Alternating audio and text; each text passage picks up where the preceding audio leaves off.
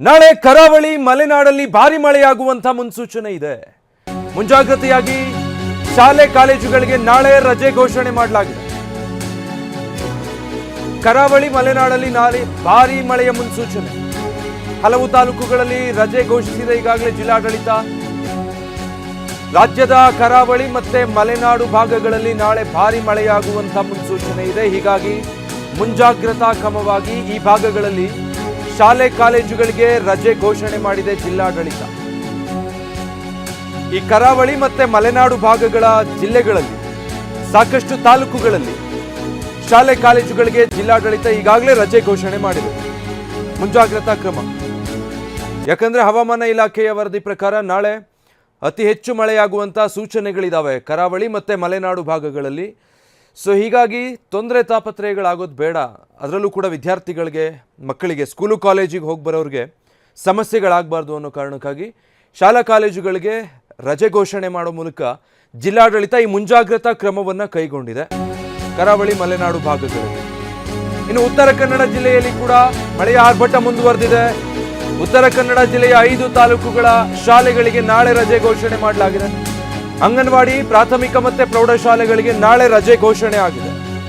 ಉತ್ತರ ಕನ್ನಡ ಜಿಲ್ಲೆ ಶಿರ್ಸಿ, ಸಿದ್ದಾಪುರ, ಜೊಯ್ಡಾ, ದಾಂಡೇಲಿ, ಯಲ್ಲಾಪುರ ತಾಲೂಕಿನ ಅಂಗನವಾಡಿ ಶಾಲೆಗಳಿಗೆ ನಾಳೆ ರಜೆ ಘೋಷಣೆ ಮಾಡಲಾಗಿದೆ.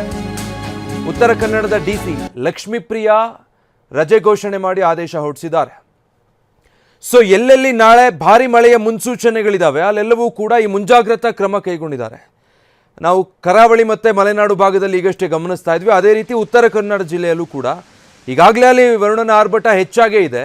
ನಾಳೆ ಇನ್ನೂ ಕೂಡ ಮಳೆಯ ಆರ್ಭಟ ಹೆಚ್ಚಾಗುತ್ತೆ ಅನ್ನೋ ಕಾರಣಕ್ಕಾಗಿ ಉತ್ತರ ಕನ್ನಡದ 5 ತಾಲೂಕುಗಳ ಶಾಲೆಗಳಿಗೆ ನಾಳೆ ರಜೆ ಘೋಷಣೆ ಮಾಡಿದ್ದಾರೆ.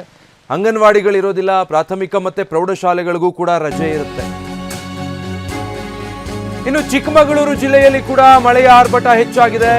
ಜಿಲ್ಲೆಯ 3 ತಾಲೂಕಿನಲ್ಲಿ ಶಾಲೆಗಳಿಗೆ ನಾಳೆ ರಜೆ ಘೋಷಣೆ ಮಾಡಿರೋದು.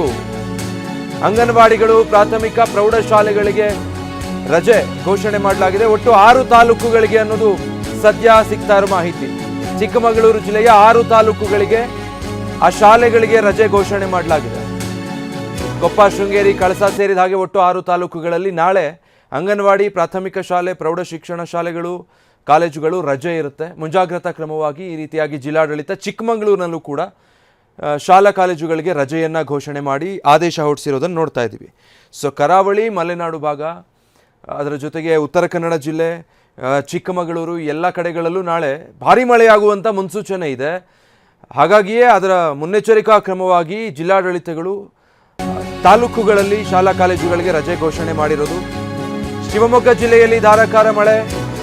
ನಾಳೆ 3 ತಾಲೂಕಿನಲ್ಲಿ ಶಾಲಾ ಕಾಲೇಜುಗಳಿಗೆ ರಜೆ ಘೋಷಣೆ. ಸಾಗರ, ತೀರ್ಥ, ಹೊಸನಗರ ತಾಲೂಕಿನಲ್ಲಿ ರಜೆ ಘೋಷಣೆ ಮಾಡಲಾಗಿದೆ. ಅಂಗನವಾಡಿ, ಪ್ರಾಥಮಿಕ ಪ್ರೌಢಶಾಲೆ, ಕಾಲೇಜುಗಳಿಗೆ ರಜೆ ಇರುತ್ತೆ. ಶಾಲೆಗಳಿಗೆ ತಹಶೀಲ್ದಾರ್ಗಳು ರಜೆ ಘೋಷಣೆ ಮಾಡಿದ್ದಾರೆ. ವಿದ್ಯಾರ್ಥಿಗಳ ಹಿತದೃಷ್ಟಿಯಿಂದ ಈ ರೀತಿಯಾಗಿ ಕ್ರಮ ಕೈಗೊಂಡಿರೋದು. ಅಪಾರ ಪ್ರಮಾಣದಲ್ಲಿ ಮಳೆಯಾಗೋ ಸಾಧ್ಯತೆ ಇದ್ದಾಗ ಏನಾದರೂ ಹಾನಿ ಅವಾಂತರಗಳಾಗಬಹುದು. ಶಾಲಾ ಕಾಲೇಜಿಗೆ ಹೋಗಿರ್ತಾರೆ ಮಕ್ಕಳು, ವಿದ್ಯಾರ್ಥಿಗಳು ವಾಪಸ್ ಬರುವಾಗ ಅರ್ಧ ದಾರಿಯಲ್ಲಿ ಸಿಲುಕಬಹುದು, ತೊಂದರೆಗಳಾಗಬಹುದು. ಅದನ್ನೆಲ್ಲ ಗಮನದಲ್ಲಿಟ್ಕೊಂಡು ಜಿಲ್ಲಾಡಳಿತಗಳು ಈ ರೀತಿಯಾದ ಕ್ರಮಕ್ಕೆ ಮುಂದಾಗಿರೋದು. ಶಿವಮೊಗ್ಗ, ಚಿಕ್ಕಮಗಳೂರು, ಇನ್ನುಳಿದ ಹಾಗೆ ಉತ್ತರ ಕನ್ನಡ, ಕರಾವಳಿ ಭಾಗ ಅಂದರೆ ದಕ್ಷಿಣ ಕನ್ನಡ, ಉಡುಪಿ ಇಲ್ಲೆಲ್ಲ, ಜೊತೆಗೆ ಮಲೆನಾಡು ಭಾಗದಲ್ಲೂ ಕೂಡ ಈಗ ಮುಂಜಾಗ್ರತಾ ಕ್ರಮವಾಗಿ ಜಿಲ್ಲಾಡಳಿತಗಳು ಈ ರೀತಿಯಾದಂಥ ಕ್ರಮವನ್ನು ಕೈಗೊಂಡಿರೋದು. ಹಾಸನ ಜಿಲ್ಲೆಯಲ್ಲಿ ಭಾರೀ ಗಾಳಿ ಸಹಿತ ಮಳೆ ಹಿನ್ನೆಲೆ ನಾಳೆ ಸಕಲೇಶಪುರ ತಾಲೂಕಲ್ಲಿ ಶಾಲಾ ಕಾಲೇಜುಗಳಿಗೆ ರಜೆ ಘೋಷಣೆ ಆಗಿದೆ. ಅಂಗನವಾಡಿ, ಪ್ರಾಥಮಿಕ ಪ್ರೌಢಶಾಲೆ ಮತ್ತೆ ಕಾಲೇಜುಗಳಿಗೆ ರಜೆ ಇರುತ್ತೆ. ತಹಶೀಲ್ದಾರ್ ಸುಪ್ರೀತಾ ಅವರು ರಜೆ ಘೋಷಣೆ ಮಾಡಿ ಆದೇಶ ಹೊರಡಿಸಿದ್ದಾರೆ. ಮುಂಜಾಗ್ರತೆಯಾಗಿ ರಜೆ ಘೋಷಿಸಿರೋದು ತಾಲೂಕಿನ ಆಡಳಿತ. ಕಳೆದ 5 ದಿನಗಳಿಂದ ಭಾರಿ ಮಳೆ ಆಗ್ತಾ ಇದೆ, ಬಿಟ್ಟು ಬಿಡದೆ ಮಳೆ ಆಗ್ತಾ ಇದೆ. ಜೊತೆಗೆ ಭಾರಿ ಗಾಳಿ ಕೂಡ ಇದೆ. ಹಾಸನ ಜಿಲ್ಲೆಯ ಹಲವೆಡೆ ಭಾರಿ ಗಾಳಿ ಸಮೇತ ಮಳೆ ಆಗ್ತಾ ಇರೋದ್ರಿಂದಾಗಿ ಅದರ ಪರಿಣಾಮ ಇನ್ನಷ್ಟು ಹೆಚ್ಚಿರುತ್ತೆ. ಹೀಗಾಗಿ ಅಲ್ಲಿ ತಾಲೂಕುಗಳಿಗೆ, ಸಕಲೇಶಪುರ ತಾಲೂಕಿನ ಶಾಲಾ ಕಾಲೇಜುಗಳಿಗೆ ನಾಳೆ ತಹಶೀಲ್ದಾರ್ ಆದೇಶ ಹೊರಡಿಸಿದ್ದಾರೆ. ಪ್ರಾಥಮಿಕ ಶಾಲೆ, ಪ್ರೌಢಶಾಲೆ ಮತ್ತು ಕಾಲೇಜುಗಳು ಕೂಡ ಇರೋದಿಲ್ಲ. ಅಂಗನವಾಡಿ ಕೇಂದ್ರಗಳು ಕೂಡ ತೆರೆಯೋದಿಲ್ಲ. ನಾಳೆ ಎಲ್ಲದಕ್ಕೂ ರಜಾ ಇರುತ್ತೆ ಅಂತ ಹೇಳಿ ರಜೆ ಘೋಷಿಸಿ ತಹಸೀಲ್ದಾರ್ ಸುಪ್ರೀತಾ ಅವರು ಆದೇಶ ಹೊರಡಿಸಿದ್ದಾರೆ. ಹಾಸನ, ಚಿಕ್ಕಮಗಳೂರು, ದಕ್ಷಿಣ ಕನ್ನಡ, ಉಡುಪಿ, ಈ ಶಿವಮೊಗ್ಗ ಈ ಎಲ್ಲ ಕಡೆಗಳಲ್ಲೂ ಕೂಡ ನಾಳೆ ಭಾರಿ ಮಳೆಯ ಮುನ್ಸೂಚನೆ ಇದೆ. ಈ ಉತ್ತರ ಕನ್ನಡ ಮತ್ತು ಈ ಸಕಲೇಶ್ಪುರ ಭಾಗದಲ್ಲಿ ಅದಾಗಲೇ ನಿರಂತರ ಮಳೆ ಆಗ್ತಾ ಇದೆ. ಇನ್ನು ಬೆಳಗಾವಿ ಜಿಲ್ಲೆಯಾದ್ಯಂತ ಕೂಡ ವ್ಯಾಪಕ ಮಳೆ. ಬೆಳಗಾವಿ ಮತ್ತು ಖಾನಾಪುರ ತಾಲೂಕುಗಳಲ್ಲಿ ಅಲ್ಲೂ ಕೂಡ ರಜೆ ಘೋಷಿಸಿದ್ದಾರೆ. ಅಂಗನವಾಡಿ ಶಾಲೆಗಳು ಮತ್ತು PU ಕಾಲೇಜುಗಳಿಗೂ ರಜೆ ಇರುತ್ತೆ. DC ಮೊಹಮ್ಮದ್ ರೋಷನ್ ಆದೇಶ ಹೊರಡಿಸಿದ್ದಾರೆ. ಬೆಳಗಾವಿಯಲ್ಲೂ ಕೂಡ ಹೆಚ್ಚು ಮಳೆ ಆಗ್ತಾ ಇದೆ. ಹೀಗಾಗಿ ಅಲ್ಲಿನ ಜಿಲ್ಲಾಡಳಿತ ಕೂಡ ಈ ರೀತಿಯಾದಂಥ ಕ್ರಮಕ್ಕೆ ಮುಂದಾಗಿರೋದು. ಮುನ್ನೆಚ್ಚರಿಕಾ ಕ್ರಮವಾಗಿ ಯಾವುದೇ ಅಂಗನವಾಡಿ ಕೇಂದ್ರಗಳು, ಶಾಲೆಗಳು ಮತ್ತು PU ಕಾಲೇಜ್ಗಳು ಕೂಡ ಇರೋದಿಲ್ಲ. ಎಲ್ಲವೂ ಕೂಡ ನಾಳೆ ರಜೆ ಇರುತ್ತೆ. ಆಮೇಲೆ ಪರಿಸ್ಥಿತಿ ನೋಡಿಕೊಂಡು ಅದನ್ನು ಮುಂದುವರಿಸಬೇಕಾ ಬೇಡವಾ ಅನ್ನೋದನ್ನು ನಿರ್ಧಾರ ಮಾಡ್ತಾರೆ. ರಾಜ್ಯದ ಸಾಕಷ್ಟು ಜಿಲ್ಲೆಗಳಲ್ಲಿ ಈ ರೀತಿಯಾದಂಥ ಪರಿಸ್ಥಿತಿ ನಾವು ನೋಡ್ತಾ ಇದ್ದೀವಿ. ಮತ್ತಷ್ಟು ಕಡೆ ಇನ್ನಷ್ಟೇ ಮಳೆ ಆಗಬೇಕಾಗಿದೆ. ಆದರೆ ಕೆಲವು ಜಿಲ್ಲೆಗಳಲ್ಲಿ ಈ ಕರಾವಳಿ, ಮಲೆನಾಡು ಭಾಗ ಇಲ್ಲೆಲ್ಲ ಕೂಡ ಹೆಚ್ಚಾಗಿ ಮಳೆ ಆಗ್ತಾ ಇದೆ.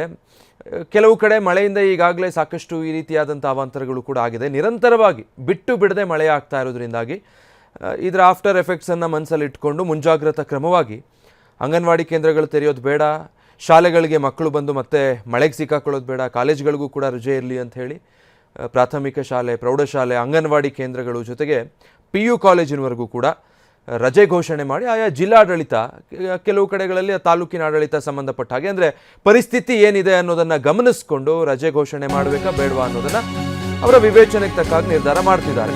ಮಳವಳ್ಳಿ ಜಲಪಾತದಲ್ಲಿ ಪ್ರವಾಸಿಗರು ಹುಚ್ಚಾಟ ಮೆರೆದಿದ್ದಾರೆ. ಈ ವೇಳೆ ಇಬ್ಬರು ಯುವಕರು ಜಲಪಾತದ ಮಧ್ಯೆ ಸಿಕ್ಕಾಕೊಂಡಿರೋದು, ಫೋಟೋ ತೆಗೆಯೋದಕ್ಕೆ ಅಂತ ಹೋಗಿ ಯುವಕರು ಸಿಕ್ಕಾಕೊಂಡಿದ್ದಾರೆ. ಈ ವೇಳೆ ವಿದ್ಯುತ್ ಘಟಕದಿಂದ ಕೂಡ ನೀರು ಬಿಡುಗಡೆ ಆಗಿದೆ.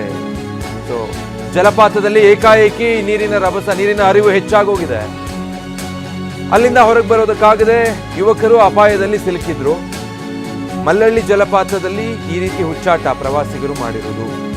ನೀರು ಕಡಿಮೆ ಇದೆ ಅಂತ ಜಲಪಾತದ ಮಧ್ಯಭಾಗಕ್ಕೆ ಹೋಗಿದ್ದಾರೆ.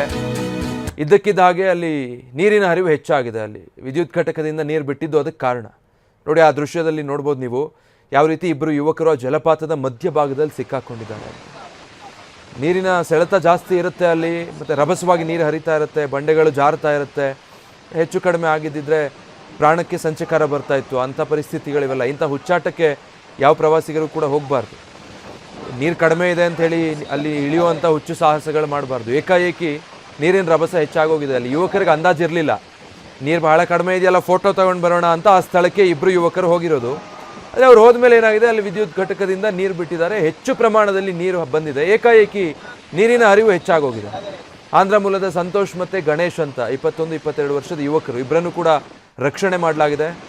ಮಳವಳ್ಳಿ ಜಲಪಾತದಲ್ಲಿ ನಡೆದಿರುವಂಥ ಘಟನೆ ಇದು. ಪ್ರವಾಸಿಗರು ಕೂಡ ಯೋಚನೆ ಮಾಡಬೇಕು, ಈ ರೀತಿಯ ಅಪಾಯಗಳಿಗೆ ತಮ್ಮಂತ ಒಡ್ಡಿಕೊಳ್ಬಾರ್ದು.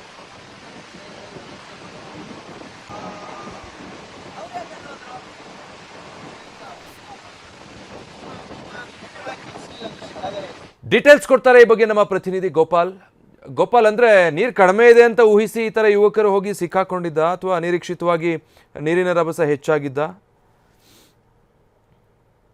ಇವತ್ತು ಸಂಜೆಯ ವೇಳೆಗೆ ನಡೆದಿರುವಂತದ್ದು ಅಂದ್ರೆ ಸೋಮವಾರಪೇಟೆ ತಾಲೂಕಿನ ಮಳವಳ್ಳಿ ಅನ್ನೋ ಒಂದು ಕುಗ್ರಾಮ ಇದೆ, ಅಲ್ಲಿ ಈ ಘಟನೆ ನಡೆದಿರುವಂತದ್ದು. ಆ ಮಳವಳ್ಳಿ ಫಾಲ್ಸ್ ಮೊದಲೇ ತುಂಬಾ ತೀರಾ ಅಪಾಯಕಾರಿಯಾದಂತಹ ಒಂದು ಜಲಪಾತ ಅದು. ಅಲ್ಲಿ ಈ ಮೊದಲು ಕೂಡ ಒಂದು 2-3 ಬಾರಿ ಈ ತರ ಪ್ರವಾಸಿಗರು ಸಿಕ್ಕಿ ಹಾಕಿಕೊಂಡು ಅಪಾಯಕ್ಕೆ ಸಿಲುಕಿಕೊಂಡಿದ್ರಿಂದ ಅಲ್ಲಿ ಜಿಲ್ಲಾಡಳಿತ ಅಲ್ಲಿಗೆ ಒಂದು ತಂತಿ ಬೇಲಿಗಳನ್ನು ಅಳವಡಿಸಿ ಪ್ರವಾಸಿಗರು ಯಾರು ಕೂಡ ಫಾಲ್ಸ್ಗೆ ಇಳಿಬಾರದು ಅನ್ನೋ ಒಂದು ನಿರ್ಬಂಧ ವಿಧಿಸಿತ್ತು. ಆದ್ರೆ ಈ ಬೆಂಗಳೂರಿನಿಂದ ಬಂದಂತಹ ಈ ಆಂಧ್ರ ಮೂಲದ ಇಬ್ಬರು ಪ್ರವಾಸಿ ಯುವಕರು ಅಂದ್ರೆ ಅವರ ವಿದ್ಯಾರ್ಥಿಗಳು ಇವತ್ತು ಆ ತಡೆ ಬೇಲಿಯನ್ನ ದಾಟಿ ಆ ಜಲಪಾತಕ್ಕೆ ಹೋಗಿದ್ದಾರೆ. ಅವರು ಹೋಗುವಂತಹ ಸಂದರ್ಭ ಅಲ್ಲಿ ಹೆಚ್ಚು ನೀರು ಇರಲಿಲ್ಲ, ಅಂದ್ರೆ ಕೊಡಗಲ್ಲಿ ಮಳೆ ಕಡಿಮೆ ಇರೋದ್ರಿಂದ ನೀರು ಕೂಡ ಅಷ್ಟು ಇರಲಿಲ್ಲ. ಆದ್ರೆ ಅವ್ರು ಯಾವಾಗ ಜಲಪಾತದ ಮಧ್ಯಭಾಗಕ್ಕೆ ಹೋಗ್ತಾರೆ ಆ ಸಂದರ್ಭದಲ್ಲಿ ಆ ಮೇಲೆ ಅದೇ ಜಲಪಾತದ ಮೇಲೆ ಒಂದು ವಿದ್ಯುತ್ ಉತ್ಪಾದನಾ ಘಟಕ ಇದೆ. ಆ ಘಟಕದಿಂದ ಅಲ್ಲಿ ನೀರನ್ನು ಬಿಡಲಾಗುತ್ತೆ. ಆ ನೀರನ್ನ ಬಿಡುವ ಮೊದಲು ಅಲ್ಲಿ ಸೈರನ್ ಕೂಡ ಮಾಡಿರ್ತಾರೆ. ಅದ್ರ ಸೈರನ್ ಆ ಯುವಕರಿಗೆ ಕೇಳಿಸಿಲ್ಲ. ಏಕಾಏಕಿ ನೀರು ಬಂದಾಗ ಅವರಿಗೆ ತಕ್ಷಣ ಜಲಪಾತದಿಂದ ಈ ಕಡೆ ಬರ್ಲಿಕ್ಕೆ ಸಾಧ್ಯ ಆಗಿಲ್ಲ. ಹಾಗಾಗಿ ಅವರು ಅಲ್ಲೇ ಸಿಲುಕಿಕೊಂಡಿದ್ದಾರೆ. ಸುಮಾರು 1 ಗಂಟೆಗಳ ಕಾಲ ಅಲ್ಲಿ ಸಿಕ್ಕಾಕೊಂಡಿದ್ದಾರೆ. ಅಂದ್ರೆ ಅಲ್ಲಿ ಎಲ್ಲೂ ಸಮೀಪದಲ್ಲಿ ಊರು ಕೂಡ ಇಲ್ಲ. ಹಾಗಾಗಿ ಸ್ಥಳೀಯರಿಗೂ ಕೂಡ ಬಹಳ ತಡವಾಗಿ ಒಂದು ಗಮನಕ್ಕೆ ಬರುತ್ತೆ ಈ ವಿಚಾರ. ಕೊನೆಗೆ ಅಲ್ಲಿ ಆ ಯುವಕರು ಸಿಕ್ಕಿ ಹಾಕಿಕೊಂಡಿದ್ದನ್ನ ನೋಡಿದಂತಹ ಆ ಸ್ಥಳೀಯರು ತಕ್ಷಣವೇ ಒಂದು ಅಗ್ನಿಶಾಮಕ ಇಲಾಖೆಗೆ ಮಾಹಿತಿ ಕೊಡುತ್ತೆ ಮತ್ತು ಅಲ್ಲಿರುವಂತಹ ವಿದ್ಯುತ್ ಉತ್ಪಾದನಾ ಘಟಕಕ್ಕೂ ಮಾಹಿತಿ ಕೊಟ್ಟು ಆ ವಿದ್ಯುತ್ ಉತ್ಪಾದನಾ ಘಟಕದಿಂದ ನೀರು ಹರಿಯುವಿಕೆಯನ್ನ ಕಡಿಮೆ ಮಾಡ್ತಾರೆ. ಆ ಬಳಿಕವಷ್ಟೇ ಅವರನ್ನ ಸುಮಾರು 1 ತಾಸುಗಳ ಕಾಲ ಒಂದು ಕಷ್ಟಪಟ್ಟು ಅಗ್ನಿಶಾಮಕ ಇಲಾಖೆ ಅಧಿಕಾರಿಗಳು, ಸ್ಥಳೀಯ ಪೊಲೀಸರು ಎಲ್ಲ ಸೇರಿ ಅವರನ್ನು ರಕ್ಷಣೆ ಮಾಡಿದ್ದಾರೆ. ವಿಜಯ್. Thank you Gopal.